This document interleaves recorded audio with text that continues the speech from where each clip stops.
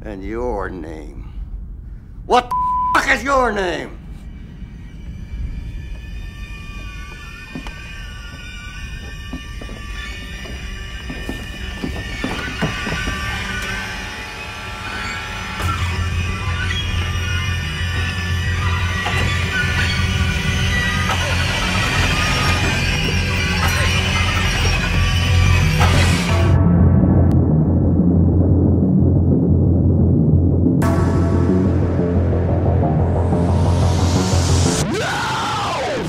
Hey everybody, welcome to a special edition of MovieStrange. We brought one of our compadres from our other podcast, Yippee-Ki-Yay Mother Podcast, Sean Murphy, a mother podcaster. Hello, Sean. Hi, Sean. Hey, thanks for inviting me on. Hey. Now I'm on the popular podcast. Well, we'll see. We had, some views taken away, but we're slowly cranking them back up. I'm not bitter about that at all, even though I bring it up every time we record now. Well, all our 211 subscribers will be happy to hear you know that you care that much about what we do for them, because I do too. Yeah, Drew Ralph, is very yes, Drew. Yes, Sean. It's all about you. No, it's not. This is And your love of the this is show is about our guest, and our guest today. We let our guest bring a film on. Normally, it's either a Ralph request or Drew gives me 8 words that we pick the film, and that this is, since we brought you on, this is yours. And you really need to explain this one because I didn't get it, and that's okay. It's a David Lynch film. Hadn't seen it. You hadn't seen it before, right? Never had seen this one. I'm not a huge David Lynch fan. I remember Twin Peaks when it came out on television back in the day. I've seen Blue Velvet for sure. I don't think I've ever seen Wild at Heart and some of his others, but yeah, I need some explanation on this one because I just it's so. Sean brought. What'd you bring, Sean? I brought 1997's Lost Highway, directed by David Lynch. This is a film. That much I'm willing to go out on a limb on. What is this? Is a film? What does that mean? This is a film. Okay, let me give it at least a brief description of the plot, if possible. Yeah, if possible. Bill Pullman in it. Bill Pullman, in one of his darker roles, is a jazz saxophonist, and he's married to Patricia Arquette. I think he suspects she's fooling around because she sees him leaving a gig with another. I got that much out of it. Let me just, I just want to say one thing. This is our second saxophone film in our MovieStrange catalog. Okay, saxophones weigh heavily on these things, but go ahead. Well, yeah, and Bill Pullman plays some wild saxophone on this, and he played his own saxophone. He trained for that. Did he really? Yes, that was him. Oh my God. I think that explains everything. Now I'm going to reevaluate the film. Okay. So he's married to Patricia Arquette. Yes, definitely. Well, this is, I think, actually the 5th time I've seen the film. But so he's married to Patricia Arquette. He thinks she's fooling around. They have sex at the beginning. And my wife, Deborah, who's also on Yippee-Ki-Yay Mother Podcast, thought it was one of the most accurate sex film scenes ever. Very realistic. I think he had some ED in that sex scene, didn't he? Well, she's comparing it with me. Like I said, I think he had some ED. And that oh, my God. The only thing that makes jokes better is explaining them. So, Jesus. So one morning she wakes up, she goes out and gets the newspaper, and there's a videotape. And there's this awkwardness as they decide to watch it together. Since these are both people who obviously have something to hide, I guess they have to watch it together. And it's someone taking a video of the outside of their house with no explanation. The next day, there's another videotape, but this time it's the exterior of the house. But whoever's taking the tape goes inside and films them while they're in bed in their bedroom. That freaks them out. It's very creepy, but it gets creepier still because that night they go to a party where Bill Pullman meets Robert Blake. Fred meets Robert Blake. Listed in the credits as Mystery Man. Mystery Man. Right. And he's got a weird white face on. And this is literally, I think, one of the creepiest films from and one of my favorite scenes from any film in the 1990s, where he goes up to him and says, "Hi, we've met before." He goes, "I don't think we've met." He goes, "Where do you think we met?" "We met at your house." And he goes, And he goes, I don't think you've ever been to my house. He goes, yes, I have. In fact, I'm there now. And he gives him his cell phone, which of course is a gigantic thing, and tells him to call him. And sure enough, Robert Blake, the mystery man, is at his house. And that kind of freaks him out. Well, wait, back. We hear his voice at his house. We don't actually see him in the house. I think. Well, hopefully, what we'll do, film, not that Sean hasn't painted a picture for us, but maybe we'll show a clip of it, and you can see it's how in it works, the trailer. So yes, We've met before, haven't we? I don't think so. The creepy part of it is that Robert Blake is staring at him in front of him, and his voice is on the phone. Right, and it's very strange kind of cool. And creepy, it's a cool and it's scene. very funny. Cool it's give me back my phone. It's funny and it's creepy, and I like it when he laughs. There's like this echoing effect because he's laughing on the other side of the phone, and he's laughing in the room. Well, Bill Pullman. And by the way, it's about a month before. This is about a month before Robert Blake killed his girlfriend or wife or whatever. Yes, which makes it all the better. Well, and it's also David Lynch said that he wrote this. He didn't realize he wrote this, but it was in the middle of the O.J. trial. So there's all that. And his explanation, which we'll get to later, really, I think, really puts the film in perspective. Now I really understand the film. So I'm only going to go a little further on the description. That's bold, Sean. That's bold. Yeah.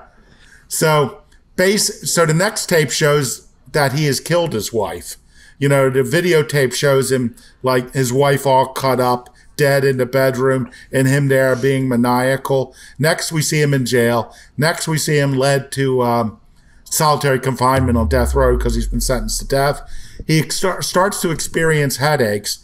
Now, this is the part where the film's critics say the film takes an odd left-hand turn that destroys the movie. But to me, this is when the movie gets interesting. He's having these headaches, and then suddenly the next morning, the guard looks in, and there's someone else in his cell. It's a young sort of criminal / mechanic, and it's definitely not the saxophonist anymore.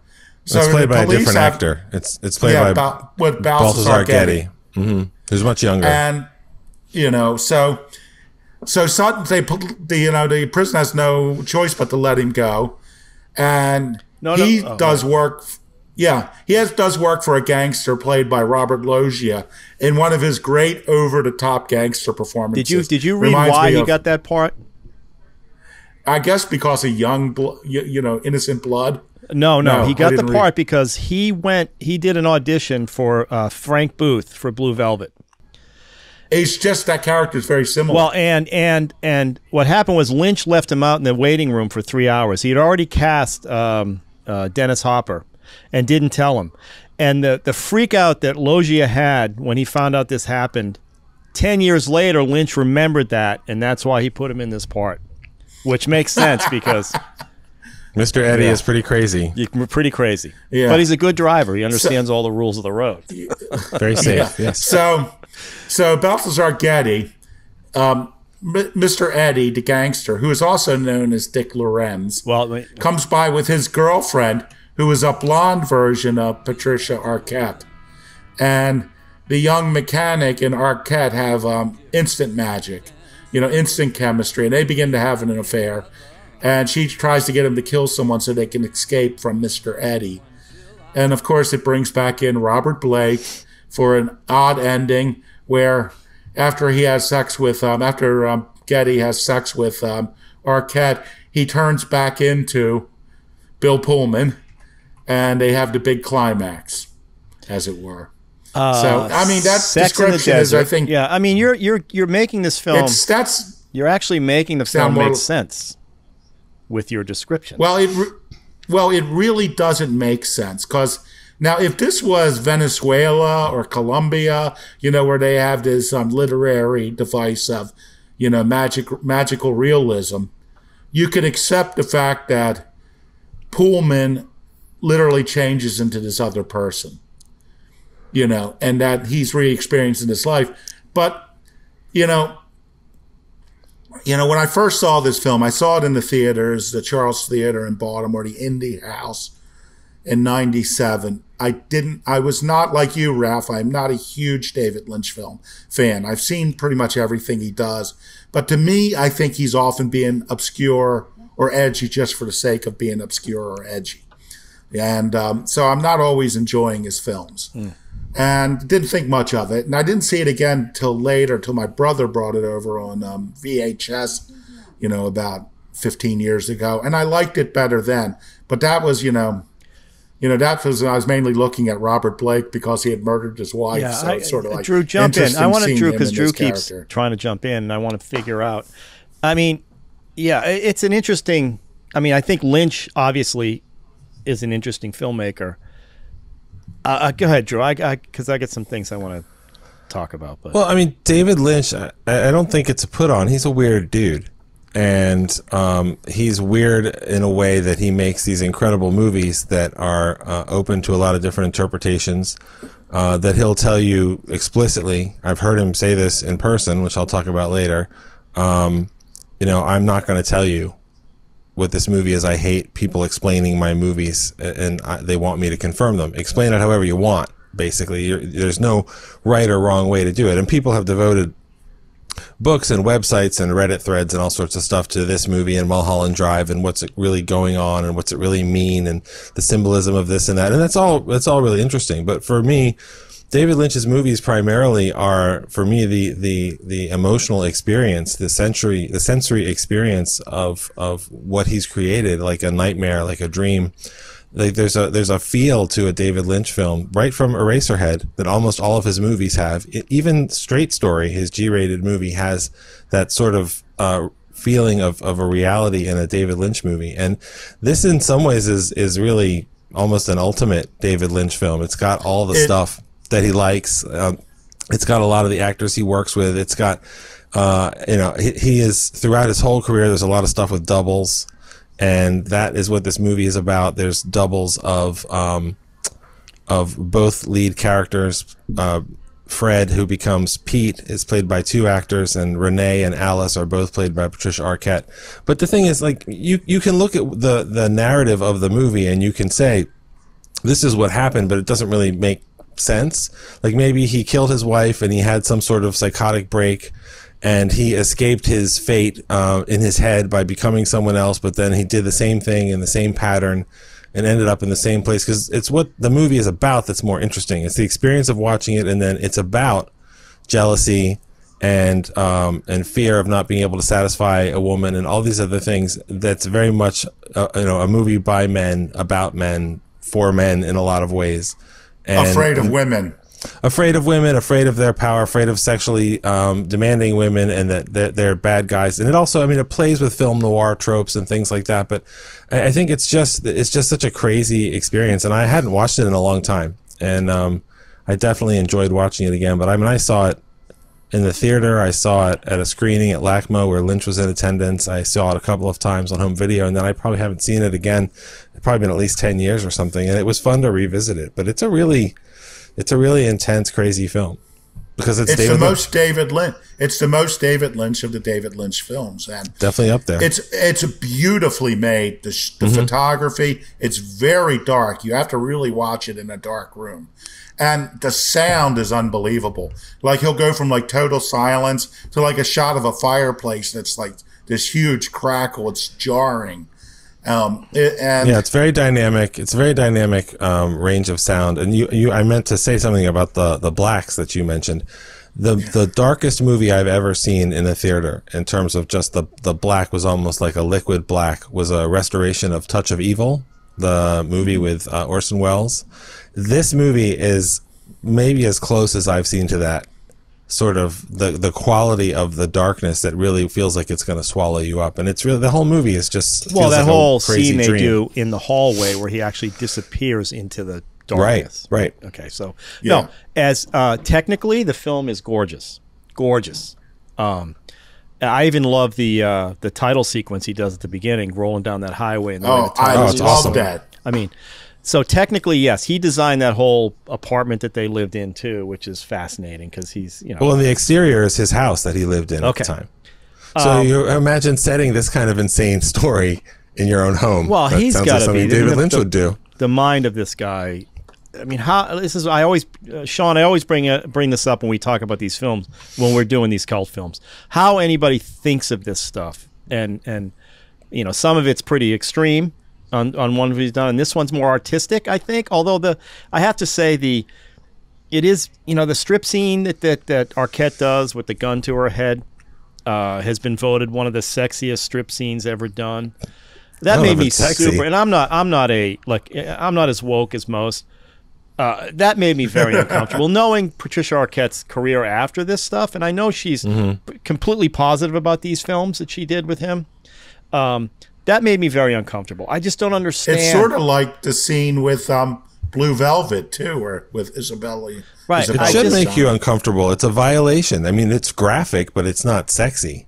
And then every scene in the movie that could be sexy is suffused with Bill Pullman's worried that he can't make her happy. Balthazar Getty's worried that you know, he's endangering his life. Like, it's all about the men and how they're not good enough. And then the end of the movie seals that, because Balthazar Getty says, you know, I want you, I want you. He basically tells Patricia Arquette's character at that point, still Alice, what he wants to hear, and she whispers and then climbs off of him, "You'll never have me." Right. And that, I mean, it's all about men's fears, this movie. All I know is I had to watch a bunch of films today that actually had something like I watched Inglourious Bastards, and I watched Tarantino films because I needed some clarity about how films work, because this one, I guess I'm just not deep enough to handle this kind of thing.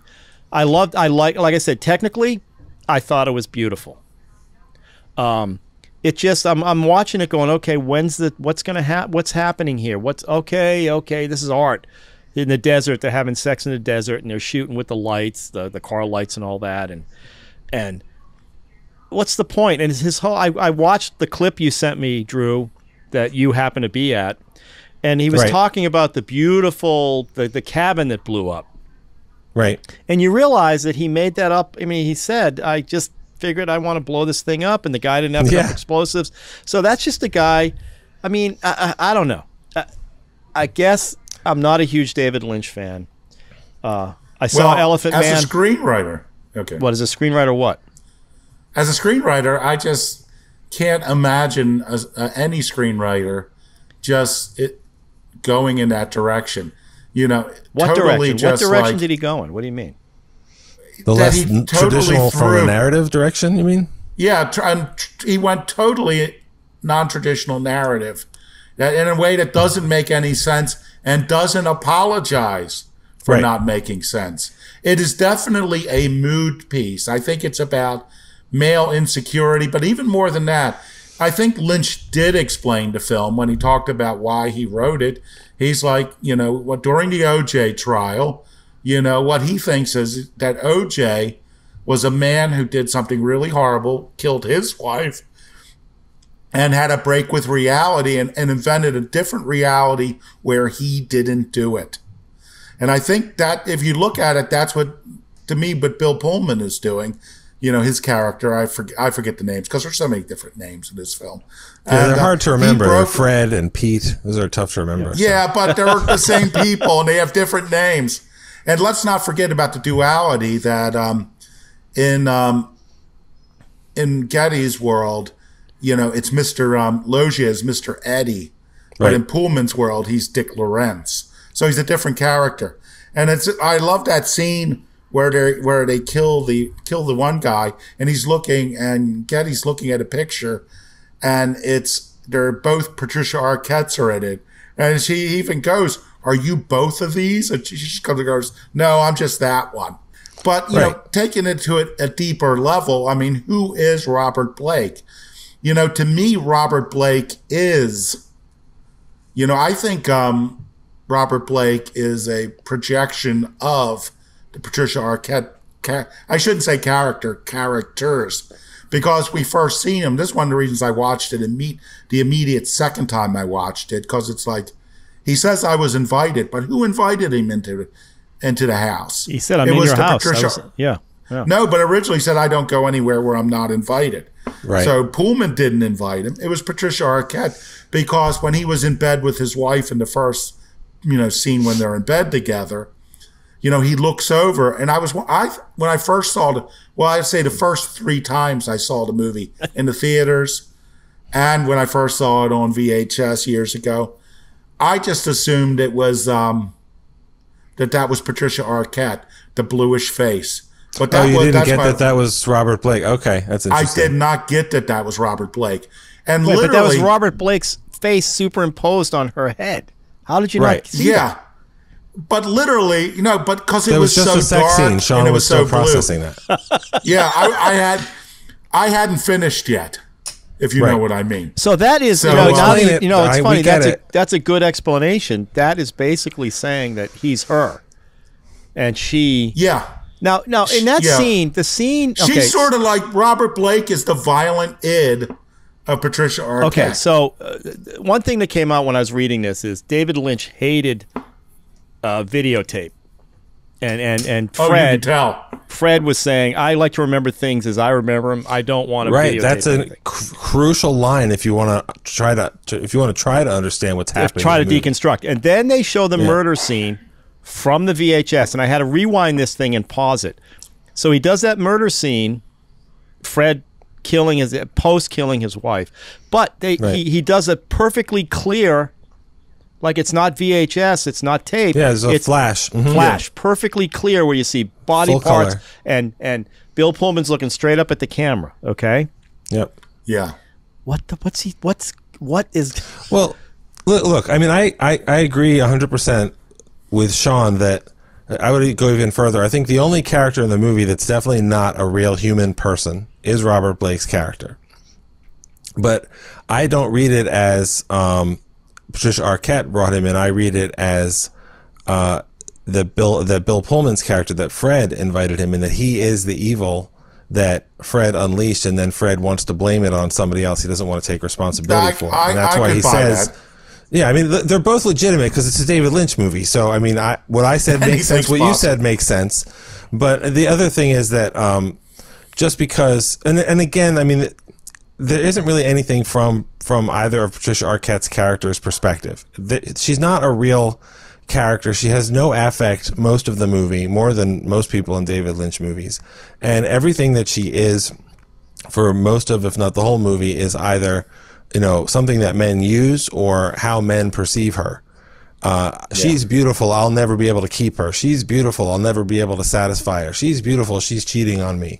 All these things. Even though Renee and Alice do have somewhat of a separate energy, at the end when you see that photo again, it's just Renee in the picture with Andy and Dick Laurent.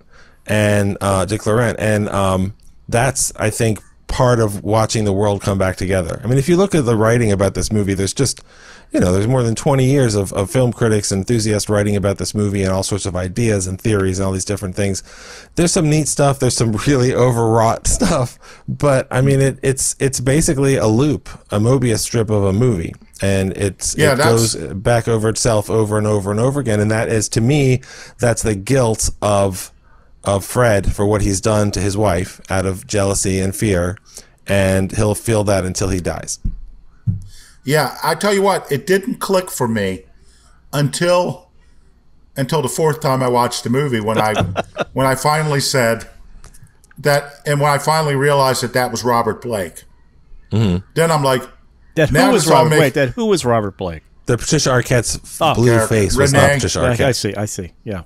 Yeah, I thought he was the just brunette, the brunette version of Patricia Arquette. Renee. Yeah, Renee. In that one shot. Yeah, and a brief shot, and it and that made me, and really the film entirely clicked after that for me. It really made sense. Of course, as I said, it took 4 times for me to watch it. No, but in that scene, the third time I watched it, I really enjoyed it.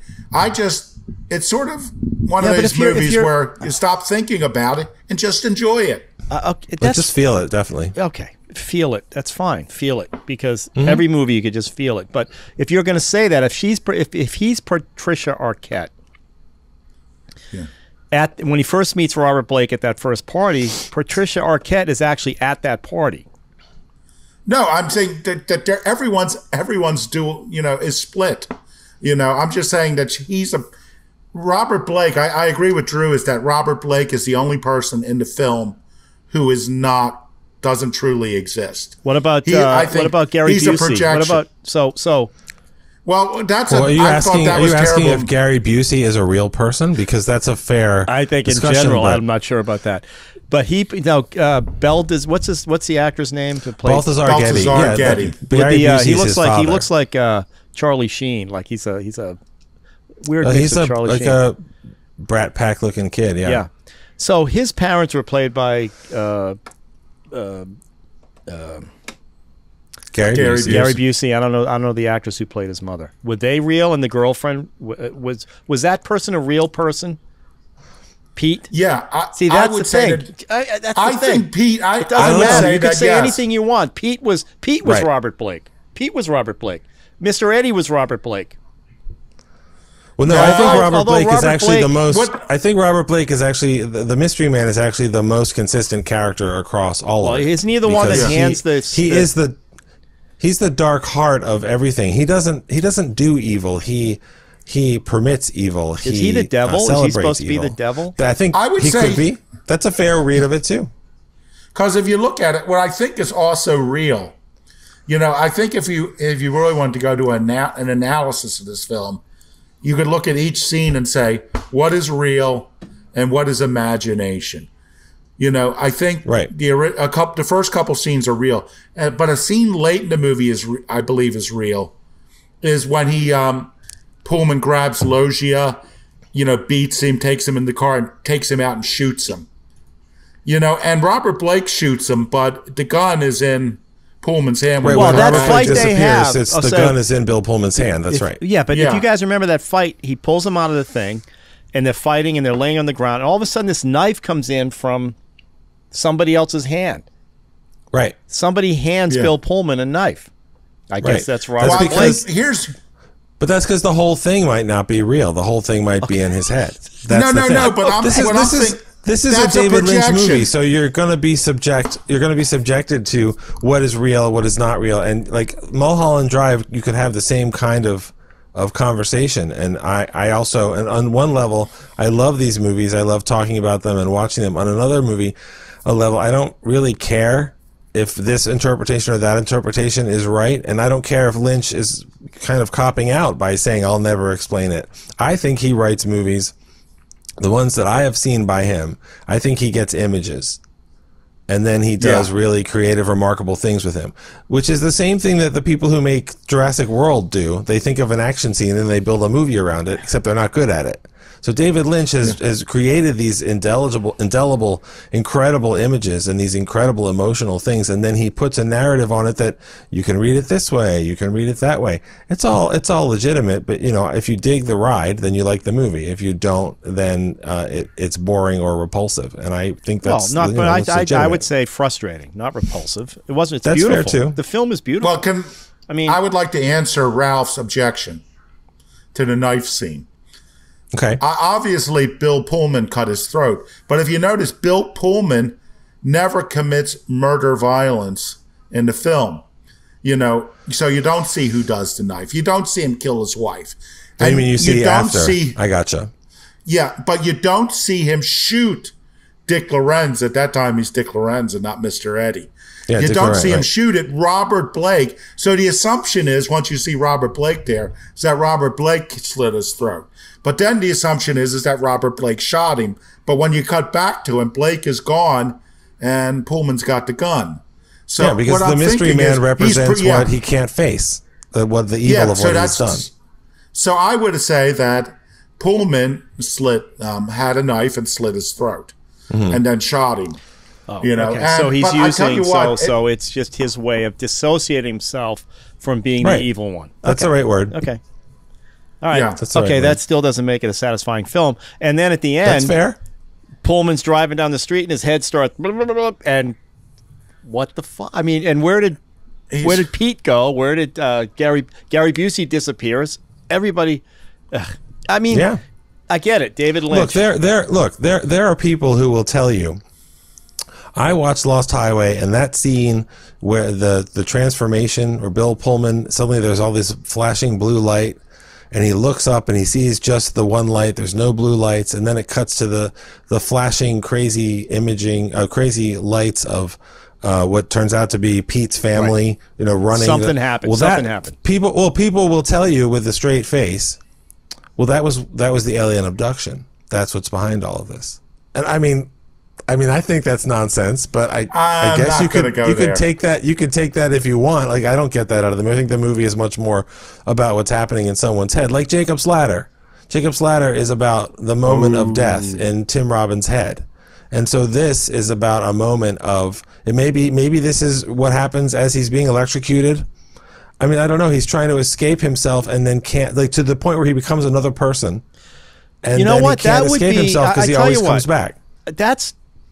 That would be if he did that. If at the end, like, you see Pullman getting electrocuted, right? I would be like, that's, oh my God, that's brilliant. Okay, so that's what's going on in his head, the synapses, everything going on in his head. Synapses are firing as he's about to get electrocuted. And he goes in, he disassociates, he goes into another life, and he somebody that looks like his wife, but is, you know, blonde, and it's a whole thing. Then I'm like, okay, that makes sense. But to just I have to interpret that, I have to figure that out. And Lynch will be, I guarantee you, figure out whatever you want. It's great. Whatever you think it is. He won't tell you you're wrong. Right. Look, maybe the end of the movie Super frustrating. When Bill Pullman is at the wheel of the car. Right. Maybe that when his face is distorting, and I don't know if you pause it, you can see it's all swollen and screwed up. Maybe that's him being electrocuted, and the lost highway is death. Yeah. I mean, that opening shot of that road is just, it's so chilling. It sets such a mood. It goes on forever, too. That Bowie song, I'm Deranged, which is not the version from the Outside album. It's two different new versions of the song. The that way are only he on the used soundtrack. songs. There's a song when music, the music is amazing. When Pete sees the blonde Patricia Arquette. This magic moment by Lou Reed. Holy shit, that was awesome. Yeah. Right. Yeah. That was my second favorite part of that movie. And I tell you what, I never heard that till I saw this movie. Oh, really? And I love that song, and I sing that song. But I'm like, I've never heard it as good as that brilliance of Lynch right there. That is brilliant. Not to mention the tailgating scene on Mulholland Drive where, we're learning all these rules of the road based on. Well, now that's another theory, is that there are certain celebrities that have very strong feelings about cars, and they express them through their art. Like Tom York, the lead singer of Radiohead, is terrified of cars. He actually wrote a song. It was, I guess, a B-side on their second album called Killer Cars. And it's all about how, what if they go out of control? What if the brakes fail? That kind of stuff.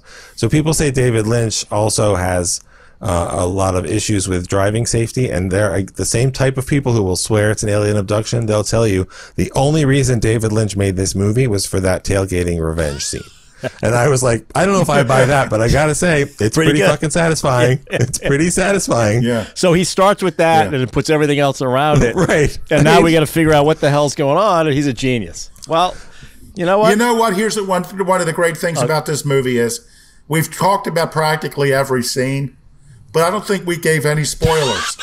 Because how do you spoil it? Yeah. How could you? How do you spoil it? There's no way to spoil this film. I have no idea what the hell went on. It's like, oh my God. Yeah. And like I said, my frustration was, but now, I feel a little better now, given some of the things you guys have thrown out, because, it's like I can appreciate, and maybe I need to watch it 4 more times like you did. And, I watched it till I liked it. The movie does wrap with that scene. Dick Laurent is dead, right? Right. Which actually happened to David Lynch. He wrote that somebody did that to him. He said that, yeah. Same so thing. He said, yeah. So he wrote, and it's like, okay. But have you guys seen that other film where the same, I don't know the name of it, it's a foreign film, where someone gets a videotape package and someone's taping their house? I'll dig it up next time. I'll bring it in next time. Yeah, dig it up. It's pretty cool. It's the same kind of premise where somebody's looking and nobody knows why. I seem to think I've seen that film, but I can't remember. Sounds vaguely familiar, yeah. I don't know. I think as a general audience on this one, I don't know. Oh no, this is not for everyone. Just the graphic Drew, sex and violence of it. You sent me a clip of some interview with David Lynch that you're actually in the audience of. Yeah, it was that screening I mentioned at LACMA, at the LA Contemporary Museum of Art. I had seen the movie already, and then sometime later that year, 97 or 98, I don't remember exactly when, there was a screening at LACMA of the movie, followed by a Q&A with David Lynch. And the Q&A was hosted by Elvis Mitchell, who's was and still is, I believe, a film critic for the New York Times. And the whole event was hours, because we watched the whole movie, which is 2 hours and 15 minutes. And then the Q&A was, I mean, it was at least an hour, maybe more, and it got cut into this 20-some minute show for IFC. And it was a good interview and everything, and David Lynch was very David Lynch the whole time. And the most fun part of the interview that didn't make it into the show was that basically Elvis Mitchell went through David Lynch's career up to that point. So it's like, tell me about Eraserhead, tell me about Elephant Man, and he got to Dune. And anybody who knows anything about David Lynch, which should include people who are interviewing him, and certainly included people in the audience, knows that that is, to David Lynch, a huge failure on every level. It almost destroyed his career. If he hadn't been given the opportunity by Laurentius, who did Dune, to do Blue Velvet, we wouldn't have anything more from David Lynch, probably. And so David Lynch kept saying, I know I keep saying his full name, but I don't know how else to do it. He kept saying, Elvis Mitchell kept asking him questions, and David Lynch kept saying, it's really not comfortable. I don't want to talk about it, to the point where we had to start yelling at Elvis Mitchell to move on. And Elvis Mitchell goes, oh gosh, what's the big deal? And we're like, you're being terrible. Stop it. That didn't make it in. But the reason that you can see me is because when a woman is asking a question, it's the one that you mentioned about, why did that shed fire look so beautiful? And David Lynch is like, well, I wanted to blow it up, and we had explosives. But not enough. You can see me sit. Yeah, you can see me sitting behind the woman who's standing with the question. But the reason that you can see me is because Michael J. Anderson, the man from Another Place, the little person from Twin Peaks and Mulholland Drive and a bunch of other stuff, is sitting in front of me. So it's like this really weird, Lynch is there, I'm there, the man from Another Place is there, which is why you can see that I'm there. And it was the kind that was more than 20 years ago. Wow. But David Lynch was, he's the same guy. He's the real deal in every interview I've ever seen. And I continue to love his work. His Twin Peaks, 18 hours of Twin Peaks that he did for Showtime is just, it's spectacular. It's amazing he had a recurring role in some series I watched. I think it might have been that sports guy, like a sports agent, and he played his mentor, and it was great. And I guess he does a weather report or something now. He does weather reports, and he does in Elephant Man. You look at Elephant Man, and that's a traditional film. That's a classic film that he made. Mel Brooks movie, right? An amazing movie, amazing, beautiful. Well, here's something. One of the reasons I was wanting to re-examine him, I was looking at lists of what critics felt was the best film of the 21st century so far, and guess what film topped lists after list? Mulholland Drive. Yeah, I was going to say it's probably that one. I've never seen it, and I have to see it. Oh, you should. I'm going to have to see it. It's a wonderful.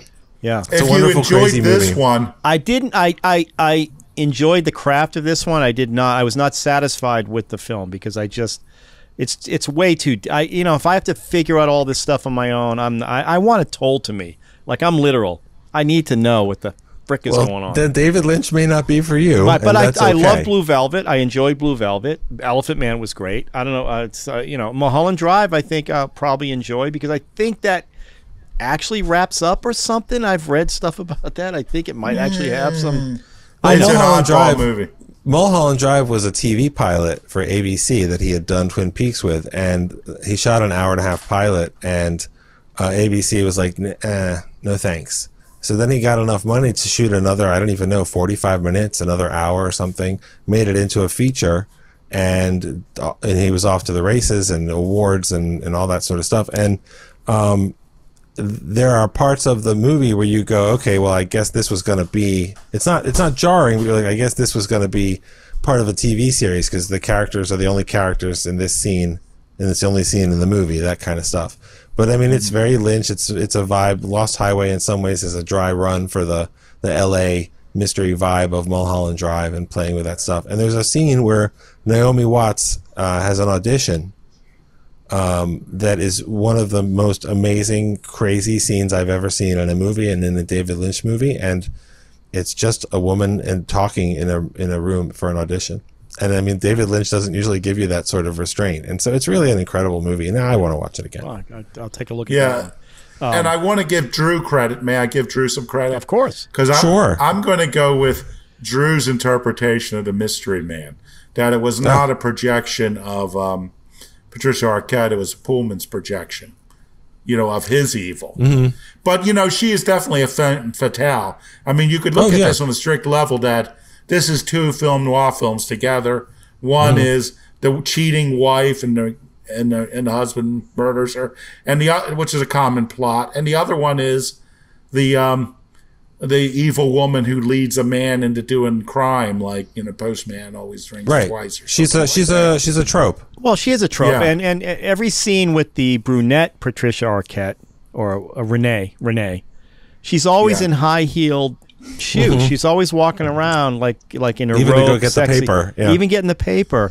So to me, that was a projection of something that wasn't real, and his saxophone. Well, it's not that it wasn't real. It's that he is remembering it how he wants to remember it. Okay, that's which is what he said. But that's what he says. Like the whole thing is colored.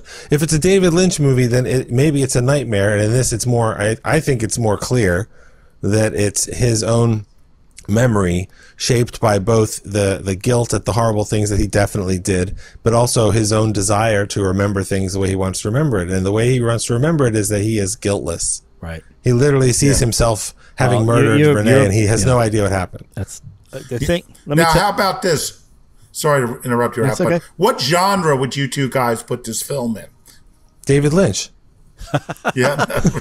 Femme fatale. I think he was looking at those two ladies. I mean, definitely the blonde version of Patricia Arquette, which I think is a regular version, was like cliche femme fatale. Everything, why was the attraction so quick? The whole hotel meeting and the way he shot her eyes. I mean, that's total femme fatale vibe. Yeah, 1940s. Is horror noir a genre? I think that would be it. I would call it a horror movie. Someone voted this like the 23rd scariest film ever made. This film did not scare me because it's not based in any reality. It's not real. It's deeply unsettling, but the scariest part that was the most real feeling part was the one we talked about earlier where it's just Robert Blake and Bill Pullman having a conversation. That was a great scene. And it is really creepy. That was a great scene. Like, wow. No kidding. And when he hands the phone to him and he's on the other end, that was cool. Now, what bothered me, I'm going to say this. This is my literal thing. They get the video cassette.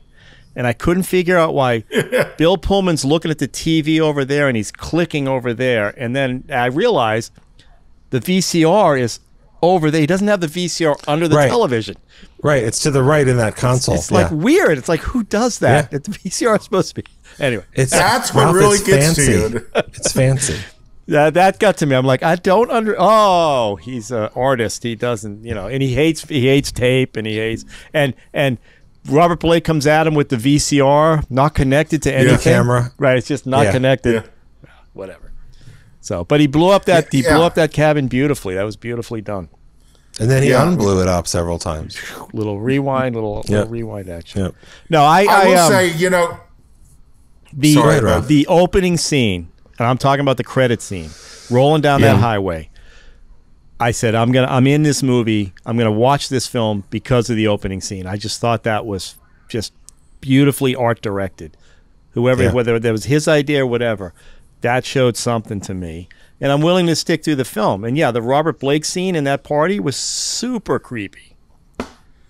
Because Robert Blake and he didn't know. I read some stuff. He goes, I don't know what the hell I'm reading here. This stuff is crazy. What? I don't even know what this means. He didn't know it. Nobody knows what it meant. Yeah. He's just said, I'm going to shave off my eyebrows and put white cake makeup on my face and go to town, be all Robert Blakey. And he killed it. It's great. And then he later actually killed. So. Yes, I know. Yeah. I know. Also, I want to say about that opening scene, talk about that Blake scene. I find that opening scene, the road scene, very unsettling it too. Is. Because he's driving down the middle of the road. Yep. And all I'm sitting there thinking is, that light isn't going very far. You're going to head on crash with somebody. Well, there's a lot of suspense and drama in it. Yeah, and the technical brain is going, okay, how did they do this? Is that just repetitive? That's got to be art direct. That's got to be CGI, right? And then I had the same feeling, like, okay, if he's just said, I'm going to drive 17 miles down the road, no light's going to come at them at all, right? It's like there are lonely roads, so it's not unrealistic. And Lost Highway, by the way, was the name. They might have done it for 10 seconds and then looped it, but Lost Highway was the name of a hotel in the film, right? Yeah, at the end. Yeah, that's right. That's the last hotel they were in. That Logia was in. That's where he kidnaps. Yeah, that's where he kidnaps Mr. Eddie while the mystery man is watching from another room. Right. But also, his house is also the motel as well, because they're walking down the hall at one point, and the phone, and you see the door numbers. Yeah, this is like, okay. Now, would you guys recommend this film to everybody? Well, no, because David Lynch isn't for everybody. But I mean, I think it's a pretty crazy film, and if you want to check out David Lynch, if you've never seen David Lynch, I probably wouldn't start here. But if you like Twin Peaks, or you like Mulholland Drive, or you like some of the other stuff that's definitely, weird David Lynch stuff, I mean, you're going to end up with this movie eventually. It's people feel very strongly about it either way, which often means it's worth watching. Can we talk a little bit about Bill Pullman? Sure. Well, I think is kind of underrated as an actor. I agree. I find this guy, I love this guy. I know he did, what's that one? The Alien one where he plays the president. Yeah, Independence Day, right? This guy has done a ton of stuff, and he's so understated. And he did Spaceballs, right? I think Spaceballs was his first film, right? His first leading role. It was an early big one for sure. Yeah. Right. I don't think he gets talked enough about, actually. And well, if you liked him in this, there's a show. It's not an anthology show because Bill Pullman is in more than one season, but it's got a mystery of each season, and it's called The Sinner. I've heard. It's a USA show, and the first season stars Bill Pullman and Jessica Biel, and it is fantastic. It's a fantastic show. It's fantastic writing. The second season is Bill Pullman and Carrie Coon, and Bill Pullman's character is he's a detective who has a lot of other issues, and there's a line in the way that it felt that connected his performance as Fred to the stuff that he's doing in The Sinner, both as like what the characters are about, and especially the kind of performance. I mean, I could not take my eyes off of him in this movie. He was just incredible. And then you think like he's in Zero Effect and he's in other things that are really, really good. And so I agree he's very underrated in that sense. Yeah, he does a film this is one of my favorite performances is this film, because he's really out there on this. You know what I mean? He's not. Did he this do isn't Lord him of the Sleepless something? There's something he did. Lord of Illusions, or is that the one? Was he? I don't know if he was in. He did one of those. Which one was Wes Craven or something? Yeah, not Wes Craven. It's the guy who did Hellraiser, Clive Barker's film. Yeah, I think it was right. Anyway, and he also did what's the movie with Alec Baldwin and.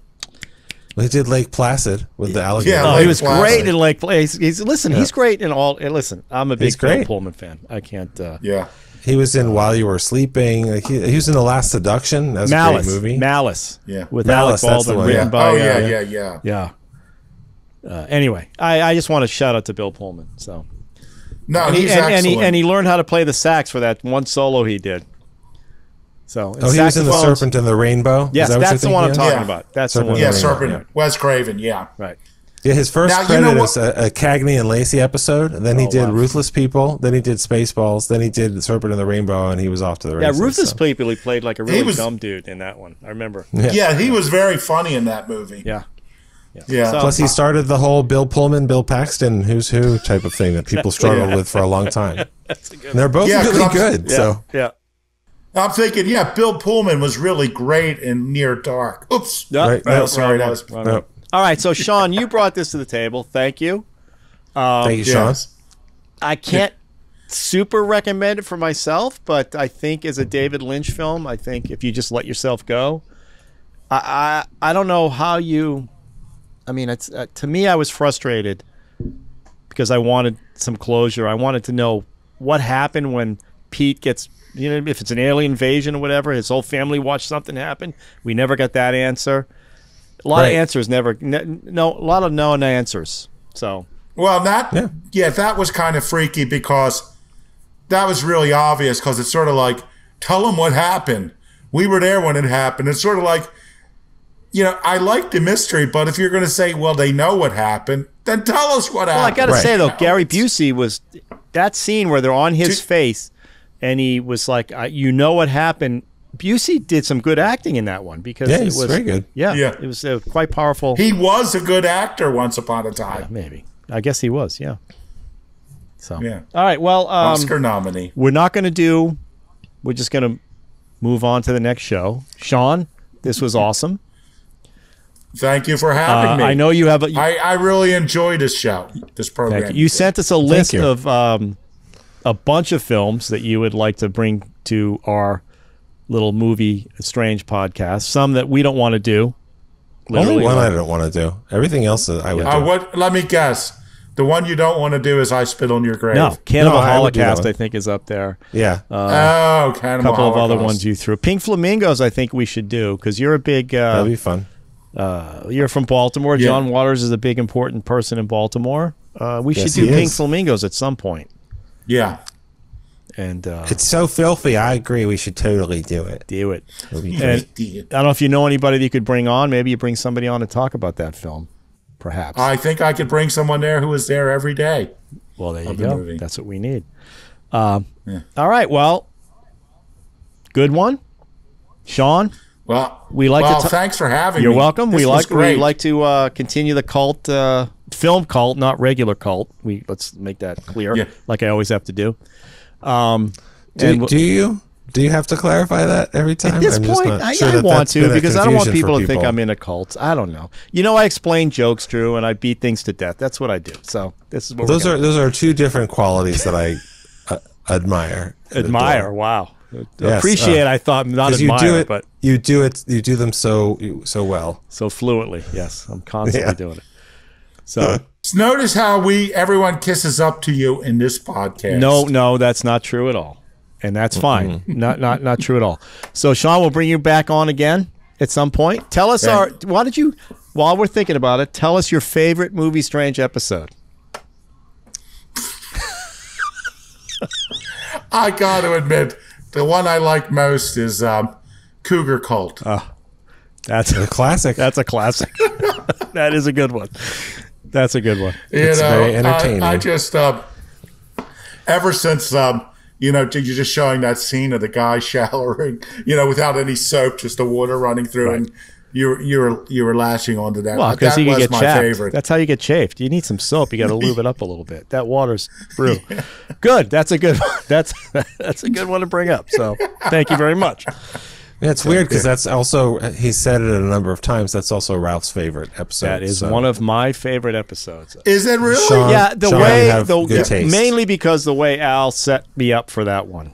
It didn't matter. The 8 words were going to be the same film, and he knew the reaction I might have, so he said, don't read anything, don't watch anything. And he played that perfectly. He played it perfectly, so I had to. Yeah, I think he really blindsided you on that one.